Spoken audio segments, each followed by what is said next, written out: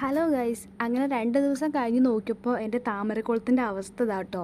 അപ്പോൾ എനിക്ക് മനസ്സിലായി വേപ്പിൻ പിണ്ണാക്ക് കുറച്ച് അധികം ആയതുകൊണ്ടാണ് തോന്നുന്നത്. ഇതേ ഒരു രീതിയിലാണ് കേട്ടോ ഈ ഓയിലൊക്കെ വെള്ളത്തിൽ ചേർത്ത പോലെ, പെട്രോളൊക്കെ പാടത്ത് കാണില്ല അതേപോലെ. അപ്പോൾ ഞാൻ കംപ്ലീറ്റ് വെള്ളം മാറ്റാമെന്ന് പ്ലാൻ ചെയ്തിട്ടുണ്ട്.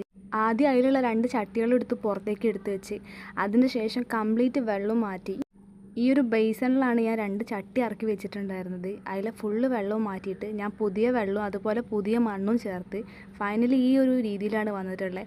അതിൻ്റെ ശേഷം ഞാൻ മാമൻ്റെ വീട്ടിൽ നിന്ന് കുറച്ച് പായൽ എടുത്തിട്ടുണ്ടായിരുന്നു. ഈ ഫിഷിൻ്റെ കടയിലൊക്കെ പോയി കഴിഞ്ഞാൽ കാണുന്ന അതേപോലെ തന്നെ ചെറിയ ചെറിയ ഒരു പ്രത്യേക ടൈപ്പ് പായലാണ്. കണ്ടപ്പോൾ എനിക്ക് ഭയങ്കര ഇഷ്ടമായി. അപ്പോൾ ഞാൻ കുറച്ചൊരു ഇലയിൽ പൊതിഞ്ഞെടുത്ത് കൊണ്ടുവന്നതാണ്. കാരണം എനിക്കിതിൽ ഗപ്പീനെ ഇടാൻ പ്ലാൻ ചെയ്തിട്ടുണ്ട്.